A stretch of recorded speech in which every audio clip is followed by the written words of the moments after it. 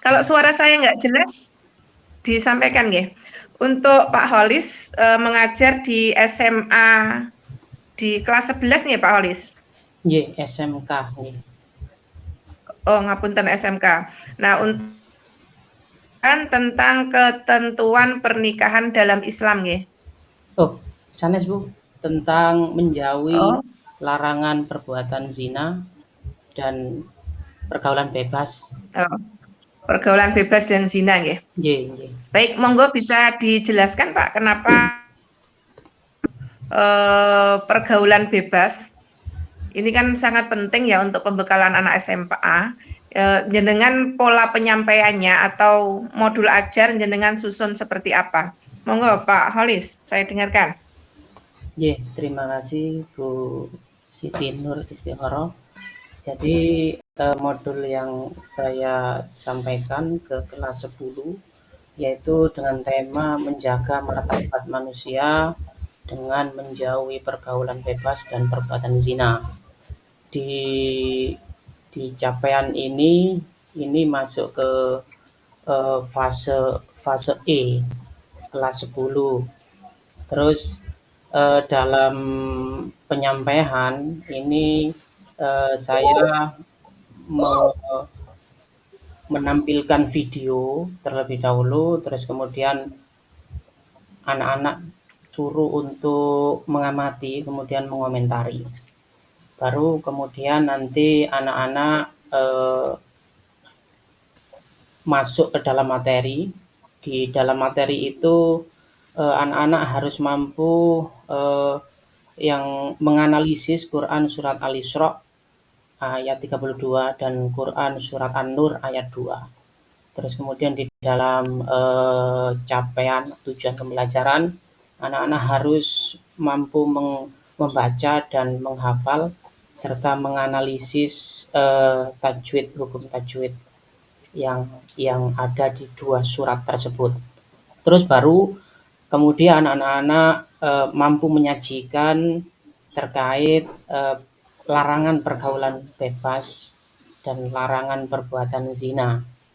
Kemudian ketika udah sampai tahapan menyajikan, artinya anak-anak nanti akan mempresentasikan bahwa eh, itulah dampak-dampak perbuatan zina dan pergaulan bebas yang benar-benar harus dijauhi. Seperti itu. Nggih, oke. Nggih Pak, terkait dengan dampak negatif perilaku pergaulan bebas atau zina itu apa Pak? Dunia. Ya. Kan ada di sini dijelaskan ada dampak negatif di dunia, ada di akhirat. Yang di dunia apa saja Pak? Oke, ada 6 dampak, 3 di dunia dan 3 di akhirat. Terus yang Nggih. di dunia itu berdampak pada eh, pada dirinya dan masyarakat sekitar dan pada keluarganya. Jika eh, perbuatan zina itu dilakukan, maka akan berdampak pada dirinya, berdampak pada masyarakat, dan berdampak pada keluarga. Terus Ampun. Kalau di sini, nggih, ada tambahan Pak? kalau di akhirat, otomatis eh, sangat dibenci sama Allah, terus kemudian mendapat murka dari Allah. Maka Bu. Ya, yang satu mendapat siksa. Baik, masuk ke terkait dengan modul ajan ya Pak. Eh, Jenengan ketika menghadapi atau mempraktikkan terkait dengan sekarang Merdeka Belajar, yang jenengan terapkan pembeda antara dua kurikulum yang berbeda itu seperti apa? Kemudian yang siswa itu lebih baik atau ya sama saja? Monggo Pak. Perbedaan antara kurikulum Merdeka Nggih. sama Sama K13? K13. Sebenarnya tidak terlalu berbeda jauh antara kurikulum Merdeka dan K13 kalau saya amati. Hanya saja hanya saja pergantian yang dulu apa namanya yang dulu itu eh, KD terus sekarang JP, yang dulu itu guru guru apa itu guru inti, terus yang sekarang guru penggerak seperti itu. Begitu juga di siswa itu sebenarnya hanya istilah-istilah saja yang apa namanya yang berubah, tetapi intinya sama sebenarnya dalam kurikulum 13 dan kurikulum Merdeka. Seperti itu. Jadi eh, hampir sama sebenarnya hanya hanya hanya namanya saja yang berbeda itu. Mengatakan Bu.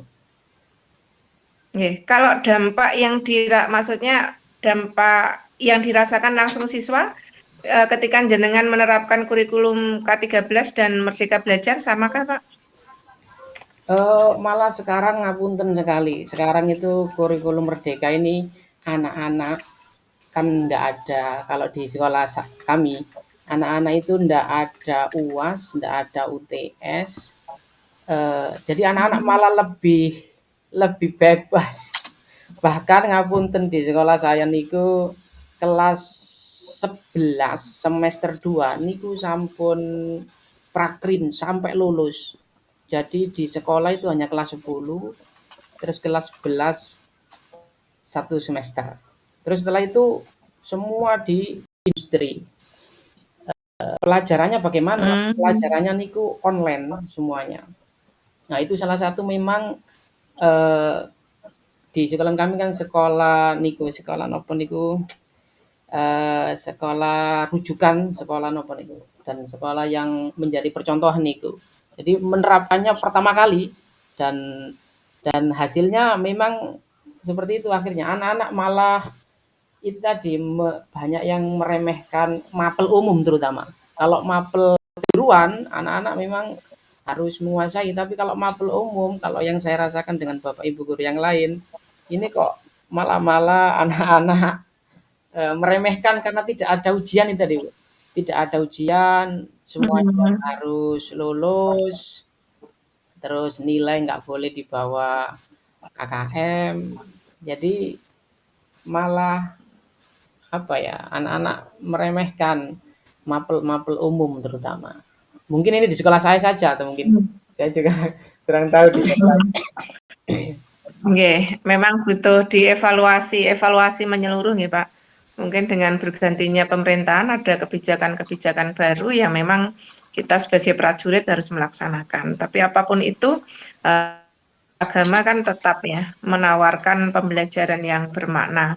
Nah, nanti selanjutnya saya tanyakan tentang bermakna. Baik, Pak Wawan nggih. Nggih. Pak Nurholis ngapunten. Eh, saya dibantu dibacakan surat, Pak. Oh, Ad-Duha. A'udzu Ngapunten masih Pak Holis. Oh, Pak Tadi Pak Khalid. Holis dulu kan nggih? Pak Holis dulu, Pak. Sebentar, rekamannya tak putus tadi. J, dibaca surat apa, Bu? Ad-Duha, Pak.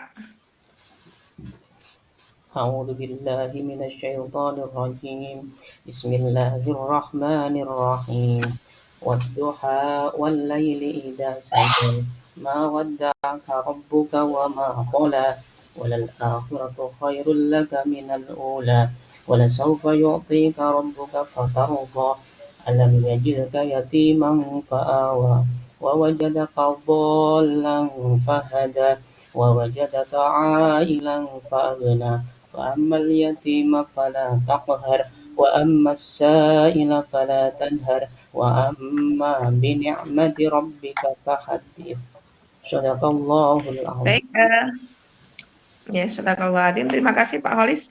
Monggo selanjutnya memilih nulis Al-Kausar atau An-Nasr, terakhir nanti tampilkan. Selanjutnya Pak Wawan. Assalamualaikum Pak Wawan, sehat nggih? Saya lihat dulu. Pak Wawan mengangkat kalau sesuai yang di ini ya, yang dikumpul